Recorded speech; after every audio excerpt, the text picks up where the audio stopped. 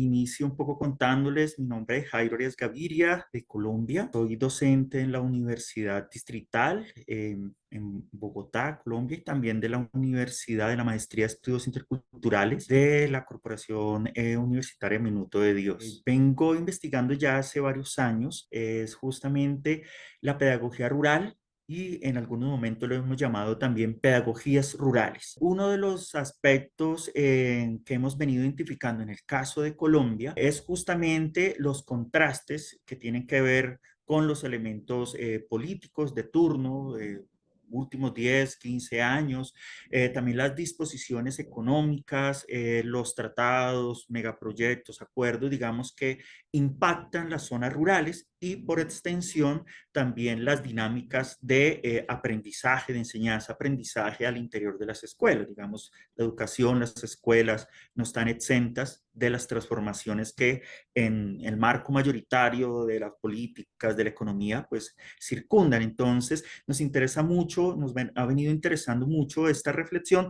De allí ha aparecido, por eso mencionaba la posibilidad de volverlo categoría o los elementos que hemos identificado como categoría de análisis. Una de las razones tiene que ver justamente porque en el caso de Colombia, seguramente en otros países de América Latina tendrá sus particularidades, pero hemos encontrado que las apuestas de la educación rural, los mismos discursos de la educación rural, los constructos, los axiomas, digamos, con los cuales se construye y se ha venido construyendo desde finales del siglo XX y todo lo que va del siglo XXI, en el caso de Colombia, están muy lejos de las poblaciones, de sus ritmos, de sus representaciones sociales, de sus prácticas culturales, de sus procesos identitarios, y entonces resulta más bien una escuela que no tiene nada que ver ni con las poblaciones, ni con los saberes, ni con esta idea un poco de la escuela transforma la sociedad o la realidad o los entornos más cercanos. Nos ha parecido entonces que hablar de una pedagogía de lo rural o de pedagogías rurales está en el entorno de recuperar estas voces que exigen de la educación y de la escuela, pues un papel más activo, protagonista y sobre todo cercano con la comunidad. Mencionaba uno de los elementos es justamente muchas escuelas, muchos docentes en el país empiezan un poco como a agotarse, no solo como personas, como maestros, como docentes de lo rural, en términos de las posibilidades, digamos, de la política de turno en términos educativos. Justamente lo que menciona, ¿no? Unos contextos a veces incluso sin los elementos básicos mínimos como electricidad, conectividad, acceso, en fin, y además en unas situaciones de carencia o empobrecimiento en lo cual han quedado. Entonces, muchos decíamos que nos hemos venido encontrando desde el año pasado, por ejemplo, venimos construyendo lo que es la red de maestras y maestros rurales de Colombia. Y nos encontramos en estos temas muy sintomáticos, como lo mencionas, en México y seguramente en otras partes de América Latina con situaciones muy similares. Entonces dijimos, bueno, encontrarnos implicaría, además de las reflexiones y de las, digamos, lecturas que se tienen en el contexto, pensar que una pedagogía de lo rural ubicaría no solamente en el discurso, sino en la lectura del contexto, la exigibilidad, por ejemplo, de que se hagan cambios de fondo. Si bien estamos hasta ahora encontrándonos, seguimos caracterizando, seguimos identificando estos elementos, también proyectamos sobre la base de, uno, los currículos están totalmente desarticulados de estas realidades. La política pública, si bien reconoce la diversidad de poblaciones étnicas, afro, campesinos, bueno, los campesinos en el caso de Colombia no tanto, pero las poblaciones étnicas, las poblaciones indígenas en Colombia se diferencian muy fuertemente. Las poblaciones indígenas, de las poblaciones afro, por supuesto, y también de la población campesina. Y en el ámbito de la población campesina en Colombia, incluso una gama más amplia, pescadores, artesanos, campesinos, efectivamente, campesinos de montaña, campesinos de agua dulce, campesinos de valle, que las mismas circunstancias geográficas ya los ponen en situaciones totalmente opuestas por la, digamos, diversidad geográfica en la que se está. Entonces uno dice, tenemos lugares desérticos grandísimos, tenemos lugares en Colombia de amplios miles de hectáreas y municipios, departamentos enteros, en los cuales bosque, ríos, el transporte solo es por ríos, tenemos lugares, selva, tenemos lugares de montaña donde es frío, páramo. Entonces uno dice, y además que la relación de flora y fauna es totalmente diferente. Y tenemos suficientes elementos en el contexto para decir que la escuela debe estar acorde con unos mínimos de esos elementos para que pueda existir y para que tenga un correlato con los saberes y las prácticas de esos lugares. Entonces ahí empieza a decir, si decimos que la comunidad, que la naturaleza, que la sociedad en general es una escuela abierta, ¿por qué no permitir un poco poder acercar la construcción de contenidos que estén más cerca con esas realidades? Y tendrán que ser escuelas con contenidos bastante diferentes unas de otras. Entonces, por allí empieza un poco parte de esa motivación de por qué decirle y por qué llamarle pedagogías de lo rural. En primera instancia podríamos ubicar el elemento curricular, ¿cierto? Desarticulación, eh, alejamiento de la escuela con la comunidad y la necesidad justamente de transformar los contenidos curriculares presentes, digamos, por regiones, podríamos decirlo. ¿Por qué? Porque, pues, digamos, Colombia, como muchos otros lugares de América Latina, pues tienen un direccionamiento único, ¿no? Digamos, sobre los lineamientos generales sobre los cuales se construyen los contenidos, lo que tú decías, como que para todos es lo mismo, indistintamente si está en la ciudad, con los mejores elementos técnicos, tecnológicos o de acceso, de conectividad. Eh, entonces no hay una verdadera diferencia. Entonces creemos que una conclusión es justamente esa. Dos, la formación constante y permanente justamente de docentes que tengan, ya sea en sus procesos de formación pregradual, por ejemplo, eh, preparaciones que los orienten con más ahínco o de manera más visible en contenidos y procesos didácticos y pedagógicos justamente para afrontarse, digamos, como profesionales de la educación rural.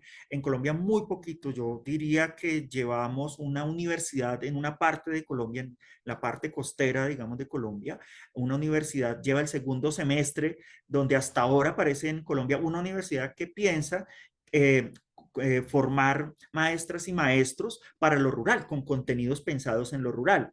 ¿Sí? Está bien, hasta ahora se está empezando y efectivamente hay otras características que se han desarrollado en Colombia para el caso de comunidades étnicas, pero no es la mayoría, ¿cierto? Ahí no está la gran mayoría y la gran, digamos, dificultades que atraviesa todas estas maestras y maestros colombianos. El caso, por ejemplo, de Escuela Nueva o de los modelos de aceleración del aprendizaje, telesecundaria, que aquí se dan en una escala muy pequeña diferencia, como por ejemplo se dan en México, ¿no? Donde las normales, hay algunas normales donde todo el proyecto ha sido construido allí. Claro, hay situaciones adversas, pero acá son, digamos que uno lo puede encontrar en algunas publicaciones, pero usted va al territorio, eso no existe realmente, ¿no? O existen unas condiciones bastante, digamos, cuestionables. Entonces, por allí hemos identificado como conclusión la necesidad justamente de seguir ahondando, identificando de manera un poco más real, entre comillas, esas situaciones. Efectivamente, en Colombia han tomado fuerza desde el 2012 para acá, en la que la firma del acuerdo de paz efectivamente ofreció, digamos, una lectura de afuera, digamos, de Colombia hacia afuera, también un poco distinta, o por lo menos hay algunas lecturas en ese sentido, y también un poco se promulga la posibilidad de ocupar nuevos espacios, de desarrollar algunos planes, programas o proyectos que por la situación justamente de conflicto no se podían llevar a cabo. Y eso mismo ha permitido pensar y repensar algunas acciones, no solamente en el campo de la educación, sino en todo el espectro de lo que se podría llamar desarrollo rural. Eh, pero a pesar de ello, digamos, siguen habiendo dificultades por las dinámicas políticas, digamos, por las cuales históricamente se atraviesa y ha atravesado Colombia.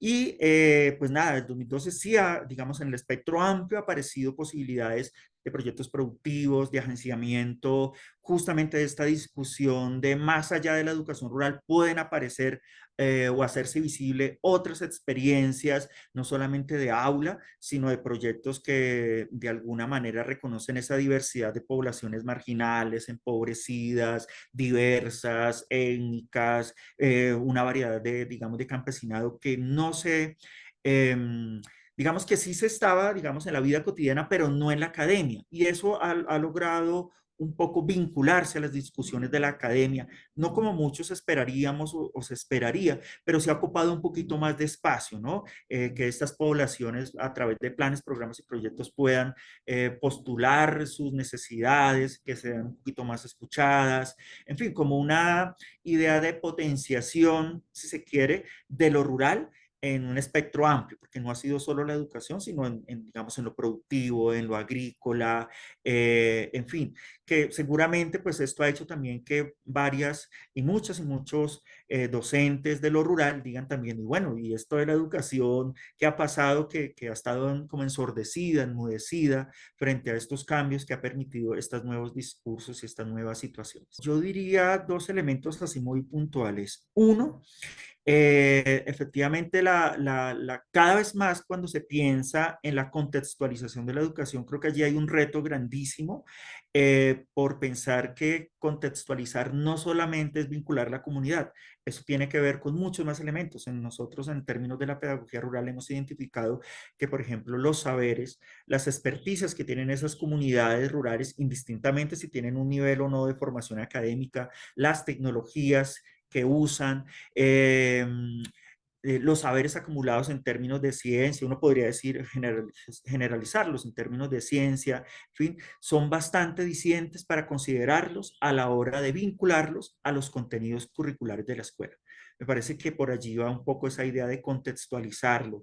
Y finalmente, quizás volver, en el caso de Colombia, con mucha más fuerza, aprovechamiento de las nuevas tecnologías que aparecen para que justamente estos conocimientos también circulen. Buena parte de lo que hemos identificado es que muchos de estos saberes y experiencias se quedan reducidos o en lugares muy locales, o a veces las experiencias duran poco tiempo y desaparecen y no se conoce. Creo que estamos en un momento de ciencia, de tecnología, de innovación, de comunicaciones, que bien vale la pena emplearlas y utilizarlas para fortalecer toda esta gama de conocimientos que en lo rural están y existen. Hay un montón de información.